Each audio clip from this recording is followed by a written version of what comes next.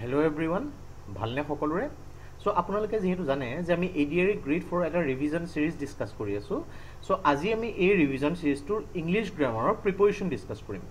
So প্ৰিপজিশনৰ আজি আমি discuss কৰিম পাৰ্ট 5 সো ইয়াৰ আগতে চাৰিটা পাৰ্ট প্ৰিপজিশনৰ আৰু তাৰ আগতে পাৰ্টস অফ স্পীচ গুটেখিনি আৰু তাৰ আগতে আমি ওয়াৰ্ল্ড জিওগ্ৰাফিৰ ওপৰত ডিটেইলছত ডিসকাস কৰা হৈ গৈছে সো এই গুটেখিনি এটা প্লেলিস্ট বনাই মই ডেসক্ৰিপচনত দি দিছো প্লিজ আপোনালোকে হেখিনি ফলো কৰিব পাৰিব বিকজ দেখা গৈছে যে এবাৰ এডিআৰইৰ যেটো থাৰ্ড গ্ৰেডৰ হায়াৰ সেকেন্ডাৰী আৰু গ্ৰেজুৱেচনৰ পৰীক্ষাত কিছুমান টপিকৰ ওপৰত খুবেই প্ৰশ্ন সোধা গৈছে আপোনালোকে যিমানেই নপঢ়ক কিয় পঢ়িবতো লাগিবই কিন্তু পাৰ্টিকুলাৰ কিছুমান টপিকত খুব বেছি ফোকাস কৰা দেখা গৈছে এতিয়া কথাটো কি এইবিলাক বস্তু আমি জানো আমি নজনা নহয় আমি পঢ়ি আহিছো বা আমি নিউজতো পাই থাকো আমি জানো কথাবিলাক কিন্তু কি হয় নতুনকে পঢ়িবৰ কাৰণে কোৰ প্ৰাণো পঢ়িব বা এটা মোটিভেশন পোৱা নাযায় আকৌ নতুনকে পঢ়িব লাগিল সো এইখিনি খুব কম সময়তে বহুত কনসাইজ ওয়েত যাতে আপোনালোকে ভিডিওটো চালে গুটেখিনি বস্তু ক্লিয়াৰ হৈ যায় বাৰটা তেনেকে প্ৰস্তুত কৰা হৈছে সো আশা কৰিছো এই গুটেখিনিত আপোনালোকৰ আমি সহায় পাম সো আহকচোন আজি ভিডিওটো ষ্টাৰ্ট কৰো সো আপোনালোকে যেহেতু জানে যে আমি প্ৰিপজিশনৰ তিনটা পাৰ্ট ডিসকাস কৰিছো প্ৰিপজিশন অফ টাইম অলৰেডি ডিসকাস কৰা হৈ গৈছে প্ৰিপজিশন অফ প্লেছৰ আমি দুটা পাৰ্ট ডিসকাস কৰা হ'ল ইয়াৰ আজি থাৰ্ড পাৰ্টটো ডিসকাস কৰিম সো প্ৰিপজিশন অফ প্লেছ আমি ডিসকাস কৰিছো সো আমি 7 নম্বৰ পৰা আৰম্ভ কৰিম আমি 1 ৰ পৰা 6 লৈকে ডিসকাস কৰা হৈ গ'ল ফৰ প্ৰিপজিশন অফ প্লেছ এটা কথা হয় যে আমি ইয়াত আলোচনা কৰিম বিটুইন এমং আৰু এমংষ্টৰ মাজত সো বিটুইন কেতিয়া ইউজ হয় যেতিয়া কোনো এটা বস্তু বা কোনো ব্যক্তিক সেপাৰেটলি দেখুৱাবলগীয়া হয় বা ডিস্টিংটিভলি দেখুৱাবলগীয়া হয় মনত ৰাখিব সেপাৰেটলি বা ডিস্টিংটিভলি এতিয়া কথাটো কেনেকুৱা এই যেটা বিটুইন আহিব বিটুইনৰ লগত যদি এন লাগি আছে কোনো এটা লাইনত যদি এন লাগি আছে আপুনি যদি ডিস্টিংগুইশ কৰিব লাগে তেতিয়া বিটুইন আহিব যেটা ডিস্টিংগুইশ শব্দটো থাকে বা চুজ শব্দটো থাকে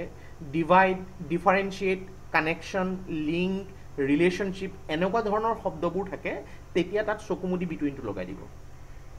এমং কেতিয়া হয় যেটা ডিস্টিংশনটো দুজনতকৈ বেছি মানুহৰ মাজত কৰি বা দুজনতকৈ বেছি বস্তুৰ মাজত কৰিবলগীয়া হয় তেতিয়া হয় এমং খুব ভালকে মনত ৰাখিব এটা কথাটো কেনেকুৱা আমি এটো ধৰি লওঁ জেনাৰেলি সাপোজ এতিয়া আমি দুজন ব্যক্তিৰ মাজত যদি এটা বস্তু ভগাই দিব লাগে আমি বিটুইন ইউজ কৰো কিন্তু কেতিয়াবা কি হয় তিনিজন বা চাৰিজন ব্যক্তিৰ মাজত যদি আমি ভগাই দিব লাগে আৰু এণ্ড দেন বুলি আছে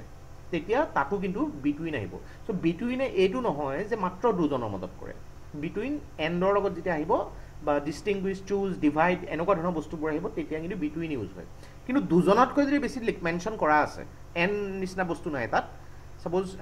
among the students of the class এনেকুৱা ধৰণৰ ক্ষেত্ৰত among the people of the colony তেনেকুৱা আৰু স্পষ্টকৈ ডাইৰেক্টলি লিখি দিছে তেনেকুৱা ক্ষেত্ৰত এমং আহিব এমংস কেতিয়া হ'ব এমংস আৰু এমং প্ৰায় একেই হয় কিন্তু এমংসটো ভাৱেলৰ আগত আহিব মোৰ দেন টু মানে দুজনতকৈ বেছি মানুহৰ মাজত যদি ভগাই দিব লাগে কিন্তু এটা ভাৱেলৰ আগত যদি থাকে তেতিয়া হলে এমংস আহিব এজ ইউজুৱেল এক্সাম্পল চালে আপোনালোকৰ বেছি ভালকে ক্লিয়াৰ হ'ব The bread was divided between two cats. তাৰ মানে ব্ৰেডটো দুটা মেকুৰীৰ মাজত ভগাই দিয়া হ'ল স্পষ্ট দুটা মেকুৰীৰ মাজত ভগাই দিয়া হ'ল There was a confusion among the students of the class. তাৰ মানে এটা ক্লাছত বহুত ষ্টুডেন্ট থাকিব পাৰে দুটাতকৈ বেছি ষ্টুডেন্ট থাকিব পাৰে এনেকুৱা ক্ষেত্ৰত কি হ'ব among ইউজ হ'ব Share the sweets among the staff.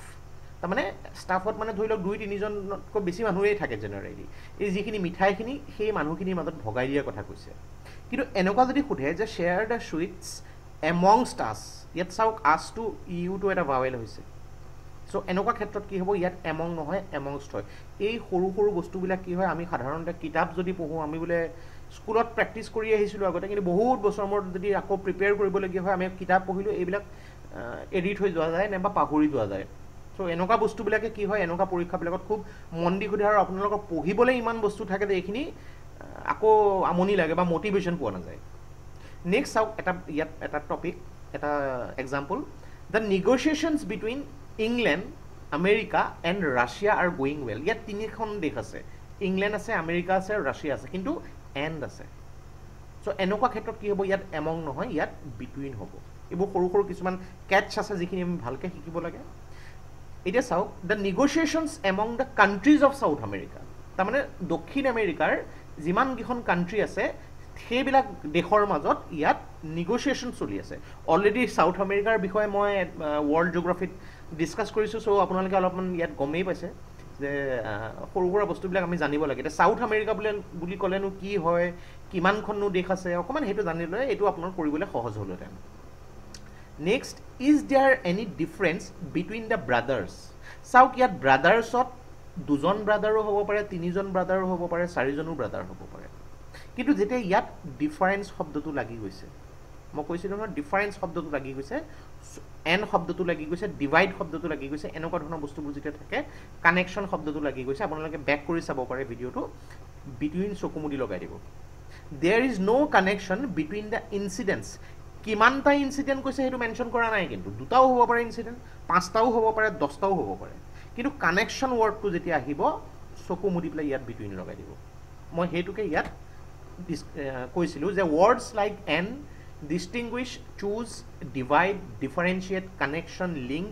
Relationship এনেকুৱা শব্দবোৰ যদি থাকে তাত এমং নহয় বিটুইন আহে বিকজ তাৰ লগত এছ'চিয়েটেড যিটো ফ্ৰেজ থাকিব সেইটোৱে দুটাও নহয় দুটা তিনিটা চাৰিটা পাঁচটা কোনো আনকাউণ্টেবল নাউনৰ ক্ষেত্ৰত মেনশ্যন কৰা হয় নেক্সট এমং আৰু এমিড চ' আমি অলৰেডি ক'লোঁ যে এমংটো কেতিয়া হয় যেতিয়া দুটাতকৈ বেছি পাৰ্চন হওক বা বস্তুৰ মাজত যেতিয়া ডিফাৰেঞ্চিয়েট কৰা হয় এনেকুৱা ক্ষেত্ৰত এমং ইউজ হয় এইটো কিন্তু কাউণ্টেবল নাউনৰ ক্ষেত্ৰতে হ'ব কিন্তু মনত ৰাখিব কাউণ্টেবল মানে আপুনি কাউণ্ট কৰিব পাৰিব যে কেতিয়া ইউজ হয় মানে কাউণ্টেবল যদি দিছে যে পানীৰ ক্ষেত্ৰত তেনেকুৱাকৈ আপুনি সেইটো কাউণ্ট কৰিব নোৱাৰে কিন্তু যদি ইয়াত বোলে ষ্টুডেণ্টছ কৈছে বা আপোনাৰ বুকছ কৈছে তেতিয়াহ'লে কাউণ্টেবল নাউনৰ ক্ষেত্ৰত এতিয়া এমিডটো কিন্তু অলপ বেলেগ হয় কনচেপ্টটো ছাৰাউণ্ডেড বাই নাইবা মিডুলৰ ক্ষেত্ৰত হয় মানে মাজত যদি বুজাইছে বা ছাৰাউণ্ডেড মানে আপুনি জংঘলেৰে ছাৰাউণ্ডেড হৈ আছে এনেকুৱা ধৰণৰ যদি বুজায় এনেকুৱা ক্ষেত্ৰত কিন্তু এমিড আহিব এতিয়া এমিডটো কাউণ্টেবলো হ'ব পাৰে বা আনকাউণ্টেবলো হ'ব পাৰে আমি এক্সাম্পলটো চালে ক্লিয়াৰ হ'ব he was sitting amid his friends ইয়াত চাওক এমিড মানে তেওঁৰ ফ্ৰেণ্ডছৰ মাজত তেওঁ মানে এজন মানুহ আছে তেওঁৰ চাৰিওফালে চাপ'জ ফ্ৰেণ্ডবিলাক এনেকৈ আগুৰি আছে আৰু বহুত দিনৰ মূৰত তেওঁ লগ পাইছে চাৰিওফালে ফ্ৰেণ্ডবিলাকে আগুৰি আছে উইথ হিজ ফ্ৰেণ্ডছটো ইয়াত বহুতে এইটো ভাবিব পাৰে এইটো উইথ হিজ ফ্ৰেণ্ডছো হ'ব পাৰে বোথ আৰ কাৰেক্ট কিন্তু এই যিটো অপশ্যনটোত এমিডটো ইয়াত কাৰেক্ট হ'ব যে তেওঁ ফ্ৰেণ্ডৰ চাৰিওফালে ফ্ৰেণ্ডবিলাক মানে তেওঁৰ চাৰিওফালে বহি আছে share the sweets among the friends ইয়াত চিধা চিধি সুধিছে ইয়াত কোনো মেনশ্যন কৰি ডিভাইড বা কানেকশ্যন এনেকুৱা মেনশ্যন কৰি ফ্ৰেণ্ডছ মানে ইয়াত বেছি ফ্ৰেণ্ডছ বুজাইছে এনেকুৱা ক্ষেত্ৰত ইয়াত এমং হ'ব she had written a story of love and hope মনত ৰাখিব love and hope amid the টেনশ্যনৰ মাজতে তাৰমানে চাৰিওফালে এগৰাকী লেডি তেওঁৰ বহুত টেনশ্যন আছিলে কিবা কিবি তেওঁৰ লাইফত বহুত টেনশ্যন সেই টেনশ্যনৰ মাজতে তেওঁ কি কৰিলে এটা ষ্টৰি লিখিছিলে লাভ এণ্ড হোপ এনেকুৱা ক্ষেত্ৰত কিন্তু ইয়াত বিটুইন নাহে কিন্তু ইয়াত আপুনি কণ্টেক্সটো বুজিব লাগিব যে কি কণ্টেক্সটত সোধা হৈছে টেনশ্যনৰ মাজত এমংও নাহিব ইয়াত বিটুইনো নাহিব ইয়াত এমিড হ'ব দ্য ৰবাৰ্ছ এস্কেপড এমিড দ্য কনফিউজন তাৰমানে কিছুমান ডকাইত আহিছিলে ডকাইতবিলাক পলালে কিন্তু কনফিউজন বহুত আছিলে যে কোনপিনে ওলাব এইপিনে ওলালে পুলিচ আহিব নেকি এইপিনে আকৌ গৃহস্থই দেখা পাব নেকি এইপিনে আকৌ প্ৰব্লেম আছে নেকি এইপিনে ধৰা পৰিম নেকি তেনেকুৱাৰ মাজতে সিহঁতে কিন্তু কিবা বুদ্ধি কৰি পেলাই ওলাই গুচি গ'ল সিহঁতে চ' এনেকুৱা ক্ষেত্ৰত এমিড হ'ব কনফিউজনৰ মাজতে অলপ কনটেক্সটো বুজিবলৈ চালে আপোনালোকক ক্লিয়াৰ হ'ব সেইটো কাৰণে মই এক্সাম্পল কেইবাটাও দিবলৈ চেষ্টা কৰোঁ যাতে ভালকৈ ক্লিয়াৰ হৈ যায় আৰু যদি অলপমান বস্তুবিলাকত ট্ৰিকি কিছুমান কেটচ থাকে মই সেইবিলাক এক্সপ্লেইন কৰিবলৈ চেষ্টা কৰোঁ আৰু এক্সাম্পলবোৰ ষ্টাডি কৰিবলৈ চেষ্টা কৰোঁ হি ৱাকড এমিড দ্য ট্ৰিজ মানে এজন মানুহে চাপ'জ এটা বাটেৰে গৈ আছে গাঁৱলীয়া পৰিৱেশ বা জংঘলৰ পৰিৱেশ আছে গছ গছনি বহুত আছে এইখিনি জেগাত বহুত বেছি গছ গছনি আছে চ' গছবিলাকৰ মাজেৰে এই ৰাস্তাটোত তেওঁ গৈ আছে এমিড দ্য ট্ৰিজ ইয়াত এমং নহ'ব কিন্তু এমং বিটুইন এইবিলাক যেতিয়া ডিফাৰেঞ্চিয়েট কৰিব লাগে ভগাব লাগে এনেকুৱা ক্ষেত্ৰত ইউজ হয় এমিডটো মাজত বুজাবলৈ বা ছাৰাউণ্ডেড বুজাবৰ কাৰণে ব্যৱহাৰ কৰা হয় নেক্সট বাই আৰু উইথ চ' আমি অলৰেডি বাইৰ ওপৰত ডিছকাছ কৰিছোঁ একেটাই কথা ইয়াত দুৱাৰ কাৰোবাৰ দ্বাৰা কৰা হৈছে বিচাইড মানে এই বস্তুটো ধৰি লওক কাষত আছে তেনেকুৱা ক্ষেত্ৰত বুজা হৈছে অৰ টাইমৰ ক্ষেত্ৰতো বুজোৱা হয় এতিয়া কথাটো হৈছে উইথ অলপ বাই আৰু উইথৰ ক্ষেত্ৰত প্ৰব্লেম হয় উইথটো কেতিয়া ইউজ হয় একম্পেনিড মানে কোনোবা আপোনাৰ সৈতে আছে মই সাপোজ কাৰোবাৰ লগত ফুৰিবলৈ গৈছিলোঁ, কোনোবা এজন ব্যক্তিৰ কথা কৈছে যে ফুৰিবলৈ গৈছিলোঁ, এনেকুৱা ক্ষেত্ৰত আপোনাৰ লগত গৈছিলে, তেনেকুৱা ক্ষেত্ৰত একম্পেনিড ইউজ হয়, নাইবা ইনষ্ট্ৰুমেণ্টৰ ক্ষেত্ৰত ইউজ হয়। এইবাৰ থাৰ্ড গ্ৰেডৰ যিটো গ্ৰেজুৱেশ্যন পৰীক্ষাত এটা প্ৰশ্ন সোধা হৈছিলে যে I wrote the letter by with pen, মানে বাই হ'বনে উইথ হ'ব। এনেকুৱা ক্ষেত্ৰত কি হৈছে যে আপুনি কলমটোৰে লিখিছিলে, আমি অসমীয়াটো কৈ দিম, কিন্তু কলমটোৰে লিখিছিলে, এই ক্ষেত্ৰত কলমটোক এজ এ ইনষ্ট্ৰুমেণ্ট বুজোৱা হৈছে। তাৰমানে কলমটোৱেতো নিজে নিজে লিখিব নোৱাৰে, নাইবা আপুনি হাতখনেৰে লিখিব নোৱাৰে, আপুনি কলমটো এজ এ ইনষ্ট্ৰুমেণ্ট ইউজ কৰিব লাগিব, তেতিয়াহে আপুনি সেই লেটাৰখন লিখিব পাৰিব। চ' এই ক্ষেত্ৰত কি হ'ব, শুনিবলৈ লাগে যে এনেকুৱা বাইয়ে হয়, নহয়, কিন্তু বাই নহয়, ইনষ্ট্ৰুমেণ্ট ইউজ হয়। ইনষ্ট্ৰুমেণ্ট হিচাপত ইউজ হ'লে এইটোত উইথ ইউজ হ'ব। চ' এইখিনি বস্তু চাব, বাই ওপৰত অলৰেডি আমি ডিছকাছ কৰা হৈ গৈছে। চ' ইনষ্ট্ৰুমেণ্ট ইউজ হ'ব as a with. Example, the work was done by him. Him, এই মানুহজনে কামটো কৰিছিলে, মানুহজনৰ দ্বাৰা কামটো কৰিছিলে। মানে এজন মানুহে কিবা এটা কাম কৰিব পাৰে, কিন্তু এনেকৈ যদি কয় the book was done with the machine, তাৰমানে মেচিনটোৱেতো নিজে নিজে কাম কৰিব নোৱাৰে, মেচিনটোক এজ এ ইনষ্ট্ৰুমেণ্ট ইউজ কৰা হৈছে। নিজেতো কাম কৰিব নোৱাৰে, মেচিনটো কাম কৰোৱাব লাগিব। চ' এনেকুৱা ক্ষেত্ৰত বাই নহয় উইথ হ'ব। অলপ ভালকৈ চাব লাগে, আমাৰ ফ্ল'তে কি হৈ যায়, আমাৰ বাই নিচিনা আমি বহাই দিব পাৰোঁ। এই সাধাৰণ বস্তুটো মনত ৰাখিব লাগে। Next, he lives by the lake, তেওঁৰ যিটো হ্ৰদটোৰ ওচৰত, কাষত থাকে, by. I will reach by 3 PM, মানে মই 3টা বজাৰ আগতে আহি পাই যাম। শেষ নোহোৱাৰ, মানে 3টা বজা নাই আৰু, 2:45, 2:50 যিকোনো হ'ব পাৰে। জেনেৰেলি এইটো অসমীয়া আপুনি ষ্টেণ্ডাৰ্ড টাইম হিচাপত নাভাবিব যে 3টা বুলি ক'লে বোলে 4টা হৈছে, সেইটো নহয়, ইয়াত 3টাৰ আগতে বুজোৱা হৈছে। Next, he lives with his father, accompany বুজোৱা গৈছে যে তেওঁৰ দেউতাকৰ সৈতে থাকে ক'ৰবাত, বা তেওঁৰ নিজৰ ফ্ৰেণ্ডছৰ সৈতে থাকে, তেওঁৰ ফেমিলিৰ সৈতে থাকে। তো একম্পেনি বুজোৱা হৈছে, এনেকুৱা ক্ষেত্ৰত উইথ হ'ব। এতিয়া চাওক, হি কিল দ্য ডগ